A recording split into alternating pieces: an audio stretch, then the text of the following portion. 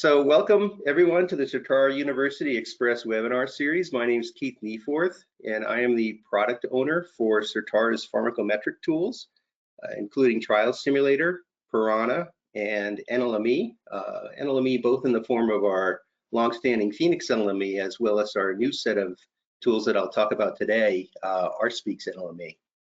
Just a reminder, this is a 30-minute webinar with Q&A. All attendees are going to be muted, including myself at the beginning. Apologies for that. But if you have questions, please use the questions panel to ask as we proceed through the webinar, and we'll get to everything. What I'd like to talk about today is spend a little bit of time about what RsNLME and what is RsNLME and why we've built it the way we have, and then provide a brief workflow demo using RsNLME from the R command line. Time allowing, I will also show how to access and use RsNLME through Piranha. If I can't cover that today, we can come to that during part 2 of this webinar series, which will be in May. So what is RsNLME? RsNLME is a collection of R packages and companion Shiny apps that allow you to run models using Certara's NLME engine directly from the R command line. It's an alternative to non-mem, Monolix, other open source tools with what we believe to be some key advantages, both from the individual user perspective, but also from the organizational perspective. And I'll touch a little bit about on those later. Our overall goal is to offer a solution that meets the needs of both novice and advanced users. So a single solution that meets the needs of both novice and advanced users and combines ease of use with complete flexibility. And I think to the right, you see, these traditional triangle representations where you can pick two, and, command lines are extremely efficient, very flexible, but they're not easy to use in general. Whereas a graphical user interface tool might be easy to use and is efficient for the task that it was designed for, but not necessarily always that flexible. And what we've attempted to do with RsNLME with the companion Shiny apps and making it available through Piranha and basing it on PML is to provide a solution that meets all three. We're working to also within this set of tools provide a greatly expanded workflow support beyond the core analysis. So we'll be looking at tools to assist users with things like dataset QC and reporting solutions, but again, that's to come. And hopefully what we're doing is providing a solution that's going to appeal to organizations from a system sustainability perspective as well. Now, what you see here is a representation of the pharmacometrics workflow, and you can think of the pieces of fruit as either steps in the workflow, but more appropriately, tools that are used to achieve these steps in the different workflows, in the different workflow steps. And historically, as a user goes through the task or the job of conducting a pharmacometrics analysis, they like to select the best tool for the job. Familiarity, capability, fit for purpose all comes together for efficiency, and this approach works quite well, but does require frequent tool changes. And these tool changes, while it's not so hard to recode a model into a different language, there's very often overhead associated with that. It's not enough just to code that model. You now need to test it and do some QC and make sure it's doing what you think it's doing.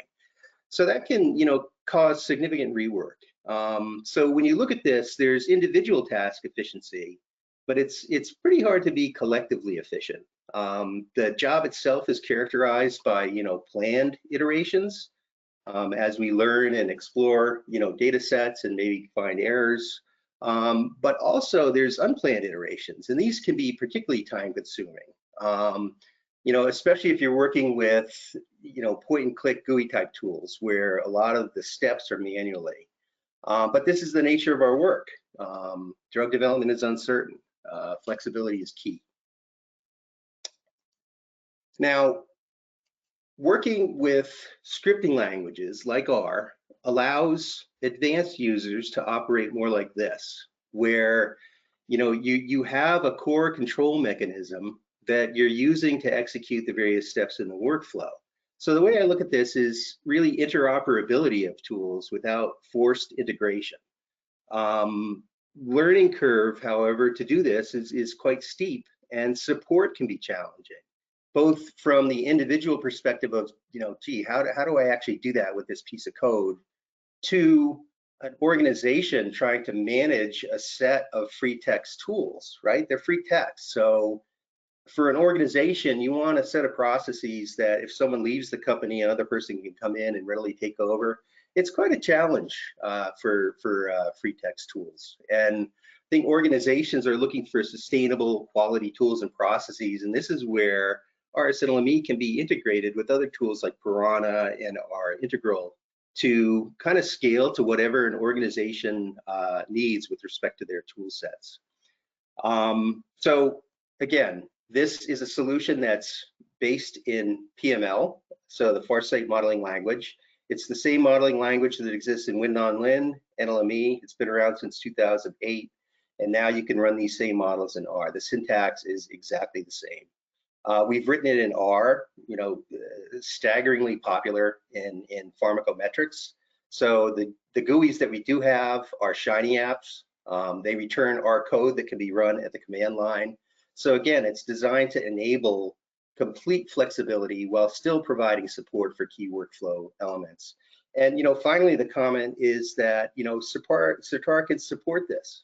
Now, I'm not saying we can support every open source tool out there, but what we will be doing is identifying the ones that we feel are the best ones for key sides of the workflow and becoming familiar with that. So that's a level of support that we weren't able to provide in the past, but now hopefully we can help users that are advancing through their career and learning open source tools. Now, many people often ask me, why'd you build this? We have Phoenix. What are the advantages over a contained GUI solution? So I think if you look at a typical analysis timeline or task, you can look at it like this. You have some functional or analysis job needs on the y-axis and either time or task on the x. And you have this core functionality, right, that you're trying to support, but there's always breakouts. I mentioned, drug development is a domain of uncertainty. We manage uncertainty. And just like an effective clinical team, it's not important for them to be able to plan every exact thing over the next year and execute perfectly. Reality is that things change. It's more important to be able to adapt and to be flexible and be quick about it and continue moving forward. And that's where I have these breakouts represented. So you can only plan for so much, right? But always something's going to come out. And what we're trying to do with RsNLME is actually make the core functionality support as wide as possible, but also provide, a pathway for a quick, efficient solution for the breakouts. When your tool or your data needs something special, this is why people break to open source solutions because of that flexibility. Finally, I think the goal is to allow more users to harness the power of these open source solutions. And really this comes from some of my personal experience. Earlier in my career, I'd look at solutions on GitHub and say, wow, I'd really like to be able to do that. But when it comes time to implement, it can be quite difficult. So I wanted to build a solution that will help users kind of climb this steep learning curve and harness the power of open source tools in a much easier way. So this concept of putting command line functionality and flexibility into the hands of every user is there. We're taking the approach of embracing the open source community. For years, our consultants, both present and past, have actively contributed to and taken from the open source community. And we plan on, continuing to do that. I think a good representation in our first collaboration or close collaboration with our ED colleagues was our Tidy VPC app. So this is a CRAN available library that supports VPC for pharmacometric models. And we also have a nice interactive Shiny app that allows you to explore different binning methods, including our binless method that we published a couple of years ago. If you haven't checked that out, we encourage you to do so. And then finally, around organizational needs, I mentioned earlier, the solution of RsNLME, it's scalable. One can use it with Piranha, one can use it with Integral, depending on the needs of a particular organization. In the end, we're trying to shift this user skill efficiency curve to the left. Okay, so that is a brief introduction of why we've done this. And what I'm going to do next is actually jump into an R session and demonstrate RsNLME. And what I'll be doing there, you see here on the screen, I'm gonna just quickly show how to set up the R session such that it will work with the NLME engine. I'm gonna import a data set, specify a model using some key functional commands of the language syntax. I'm gonna run some diagnostics using a expose NLME command, which creates an expose-like data set object from NLME output. And then I'll perform a VPC using the tidy VPC package and the RsNLME VPC model command. Okay, so let me jump right into R here. And so I have two scripts just to quickly show you the working directory that I'm working from. I have two scripts in a data set. That's where I'm starting from. And for the environment setup, basically, those of you who are familiar with R will recognize setting a working directory. This is just a path to a space where the R programs will write to. There's some system environment variables that need to be set up. So system environment variables in R can be a few things. In this case, what we're doing is just basically pointing paths. So we have this root directory environment, and that's being set to the working directory. And then this points to where the NLME engine executables are. And then this points to the license file. So just some kind of basic setup in R. One needs the Certara packages. Now these are open source, they're free. I should mention what you need to run RsNLME is an NLME engine. So if you don't have Phoenix NLME, you can purchase that from us. If you do have Phoenix NLME, you can use RsNLME. All you would need is a new license that allows it to speak to the command line, and that we would provide at no additional cost for existing NLME customers, Phoenix NLME customers. This is a CRAN-like repository that we use to manage our open source packages.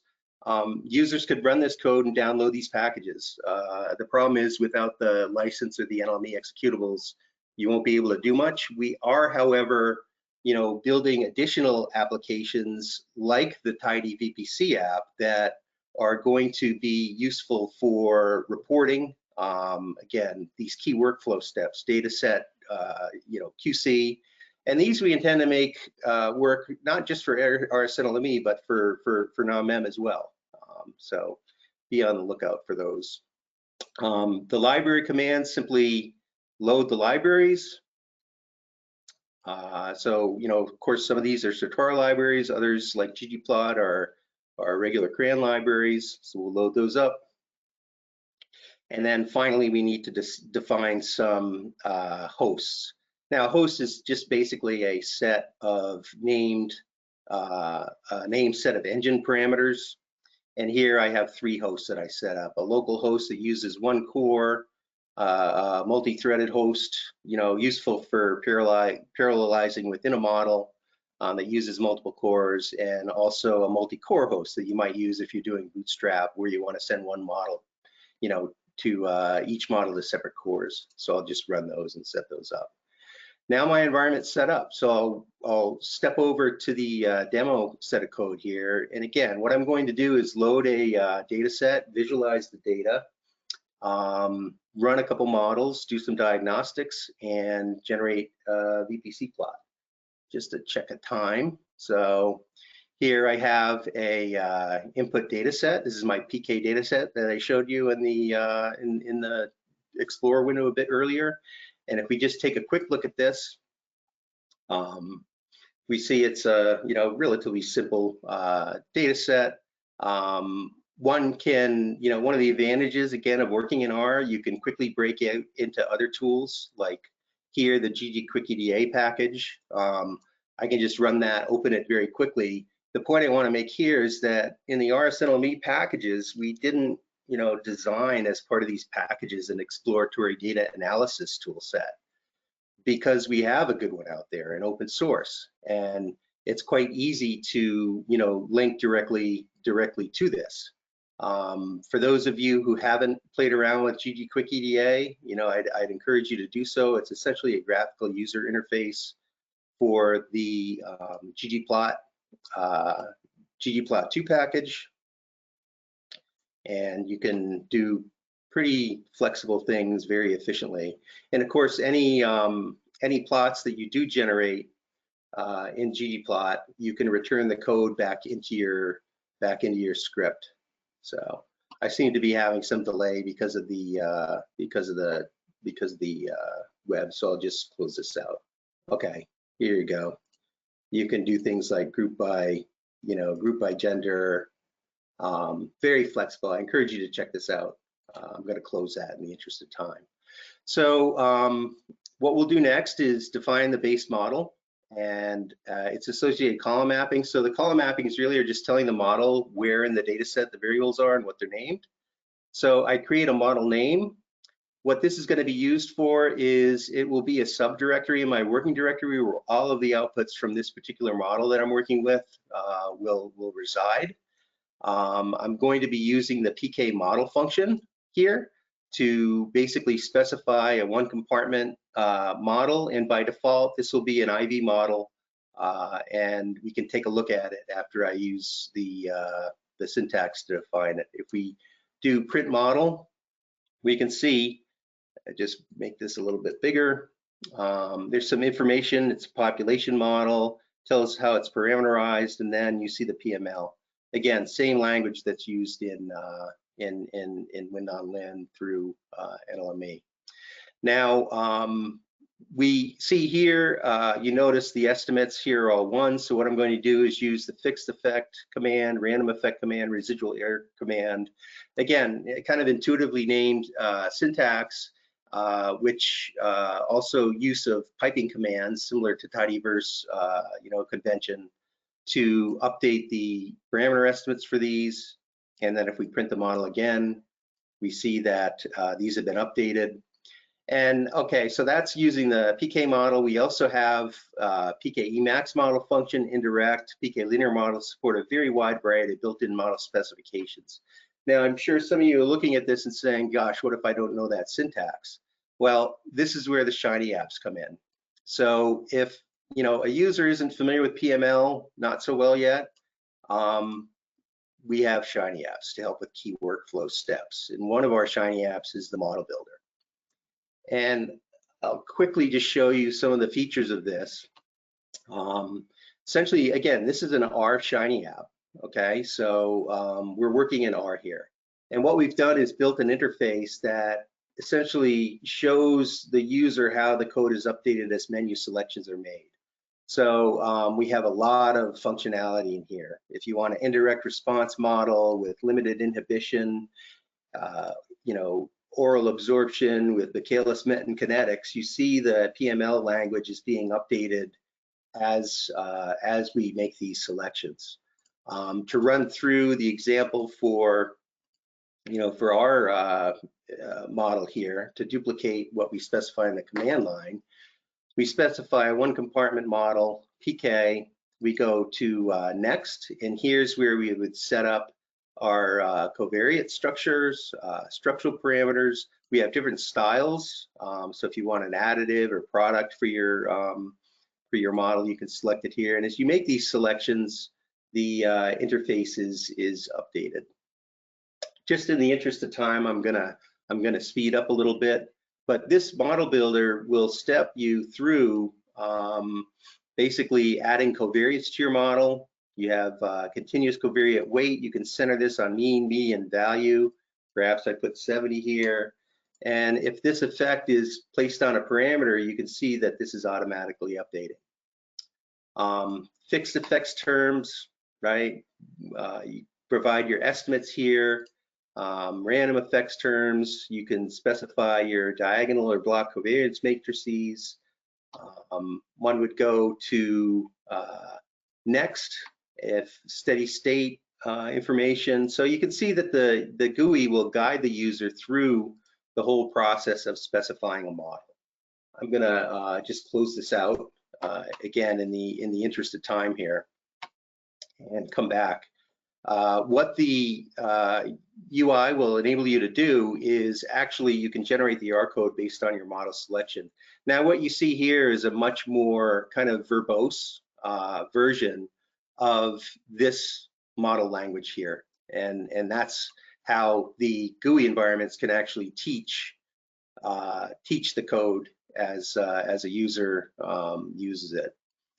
Next, I'm going to fit the model, and here we'll just use the fit model command, and I'm running this on the local MPI host that I had defined earlier. Like the model builder, we also have a model executor Shiny app that opens up some of the options around the engine arguments. And again, these are, you know, basically anything that you can do within Phoenix quite flexibly. You can do within the R session. So this model has compiled. It's running. It's quite a short model. And what we'll do next is take a look at the fit. Just generating some outputs. Now, NLME has basically a standard set of outputs that it'll put out for each model.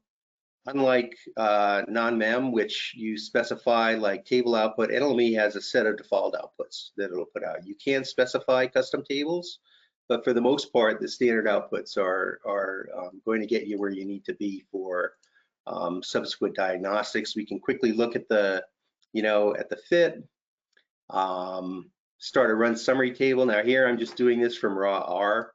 I'm using the GT package, for example, so it's quite simple. This is where Piranha can greatly support your workflow. If you're not familiar with table languages in R, Piranha will give you good run summaries. Next, I'm going to create some diagnostic plots. So we have an expose NLME function, and what that does is it actually takes the outputs from an NLME run and compiles them into an object that makes them accessible to expose-like diagnostic outputs. So do expose is an expose command. What I've done is I've created this XP object, and when I run the expose commands, you can see you get very nice formatted outputs for the model. You can see a one compartment model really isn't a great model for this data set. Again, these are just some other examples of expose functions for the data set. Quite flexible. All of this, is being saved. If I wanted to reproduce this analysis, I could just go to the top and rerun all this code. You can also directly index the XP object. It's just a matter of understanding the syntax for, subsetting that object. But I have examples here. In the interest of time, I'll kind of skip over that. So one compartment's not so good. What I'm going to do next is just, again, this is the same code. All I've done here is use PK model command, specified 2 compartments instead of 1. I'll just go ahead and run this, and this will refit the model with refit the data with a 2 compartment model. Just wait for that to finish. I hope this is giving you some idea of the fluidity of the language and the the advantages of a command line approach to this type of work. This finishes here. Wait a couple of minutes. I'm just going to update this table.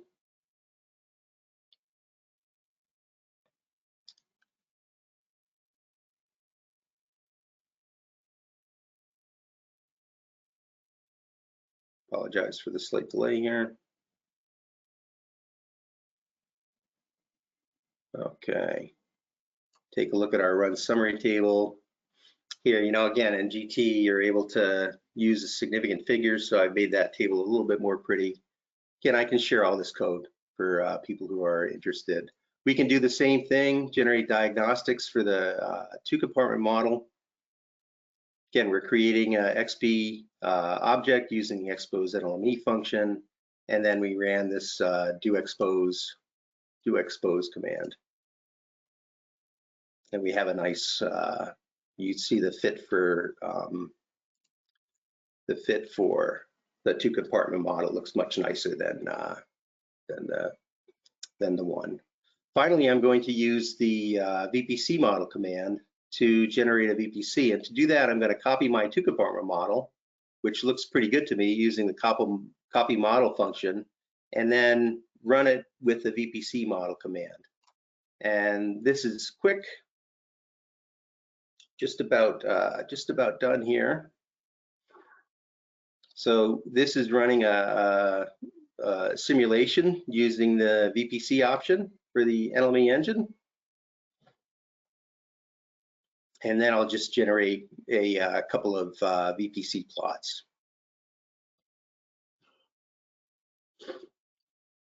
We'll be complete.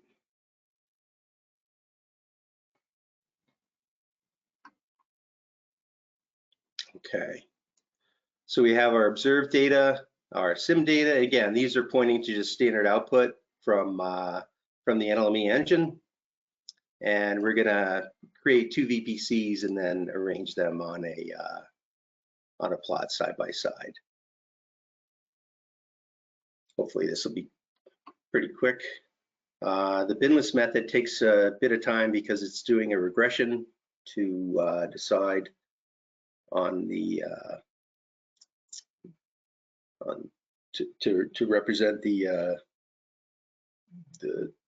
plot. Here we go. So there's binless, and then finally we have the plot arranged onto.